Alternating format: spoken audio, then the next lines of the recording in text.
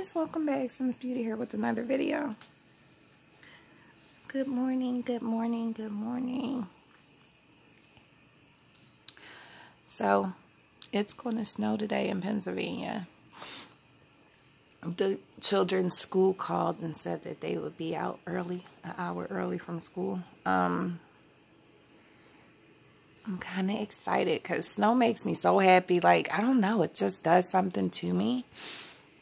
And I always had this strange relationship with snow when I was younger. It was like every time it snowed, it didn't matter. It just made me have this weird feeling on the inside. It was like, you know how you have butterflies?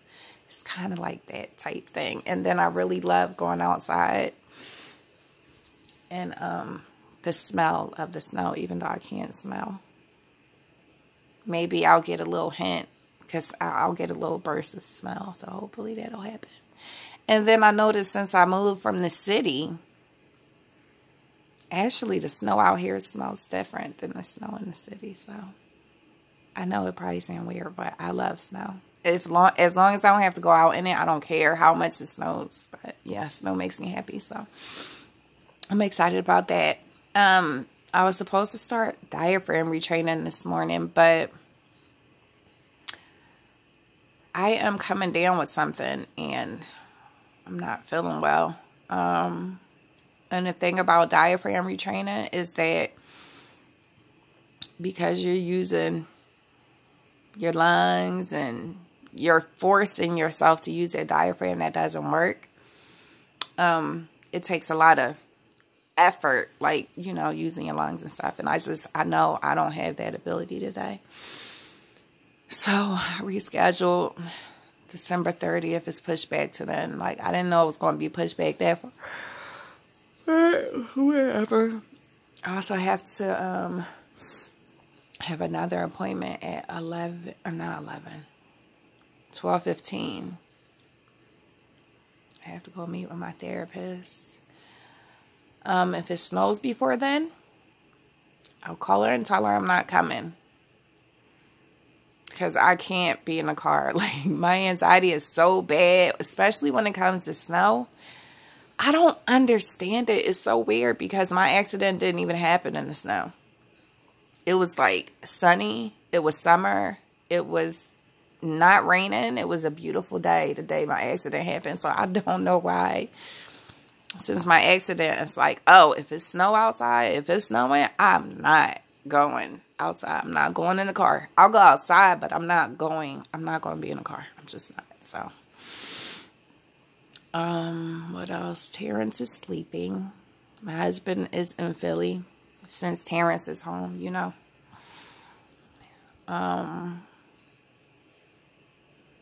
What else?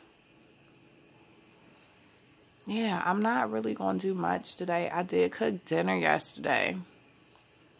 I made just some spaghetti with some cheesy garlic bread and some chicken kale sausage because we don't eat pork. Well, me and the two little ones don't eat pork. Well, Terrence used to not eat pork either, but I have this rule in my house that once you turn 18, you can decide for yourself. And usually the kids are like, oh, I'm going to eat pork when I turn 18 because I can make my own decision. And Terrence did that, and guess what? Terrence still don't eat pork like that. He'll eat it, but it's not his favorite thing, and it make his stomach hurt. So now Kwani, like my husband always snuck Kwani stuff that he not supposed to have. Well, he always snuck all the kids stuff. Like, I would go in their room in the morning, wake them up for school, and they got an open box of Mikey Nights underneath their pillow because Daddy done snuck them candy and they're eating candy while they're asleep. Which, you know, it's okay.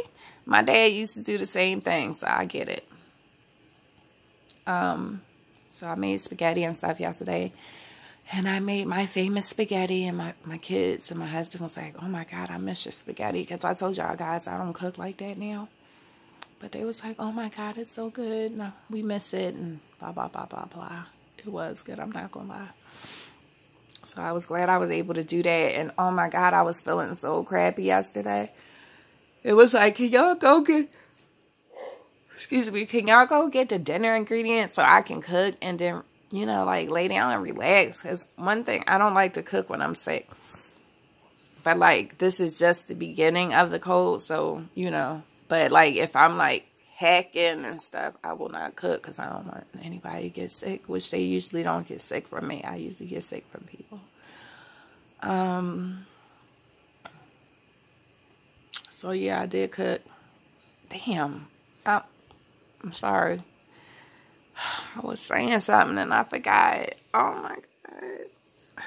This memory thing is really killing me, because the reason why the memory thing is bothering me so much is because I used to work in brain injury. I don't know if I told y'all that. So I used to be a neurocognitive rehabilitation therapist, which was going to wherever your client is and assisting them in whatever it is that they needed. So it wasn't like a caregiver. It was more like, so when you have a brain injury, you lose, or you can lose, certain abilities to do things. Certain things like getting up on time, going to bed at the same time, making healthy food, cooking, going to the grocery store, stuff like that. So what I would have to do was basically evaluate what my client could do and then come up with a plan on how to create these new pathways in the brain to help them develop these skills that they lost. So like say if somebody had, so with cooking, say I was helping somebody learn how to cook, one of my clients, I was teaching her how to cook. Her mom wanted her to learn how to cook so she could be self-sufficient and kind of become independent and move out on her own. So we would always make a day. Thursdays would be our day where we would go to the market. So before I got there, she would already know that today is Thursday. I always made this known to her. I would give her a calendar with everything planned out. But I would let her know Thursdays are always our days where we go food shopping and then you come home and cook dinner. So we would do that. And then I would, you know, make her do her list. And then when we're in the supermarket, to help her kind of remember how to find stuff, you know, the little owl things, you know, that tells you what's in there. I would, you know, make her follow that, whatever the case may be. And then we would go to her house and we would start cooking. So what I would do is, say she put, say she was making spaghetti and she was, no, she liked other stuff like enchiladas and stuff. So say she was making enchiladas, we wrapped everything together and then we put it in the oven. I would make her write on a Post-it note and stick it on the oven, or, you know, somewhere close to wherever she was supposed to go. So she knew that if she saw a Post-it note, that's where the thing was.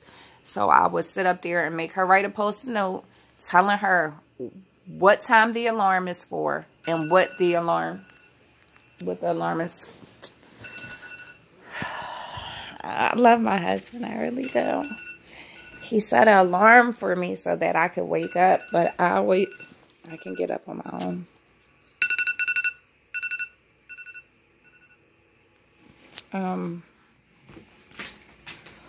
Oh no, my oxygen came loose. I'm sorry, I'm having technical difficulties. So, sorry, I never like for my cord to drag on my bed because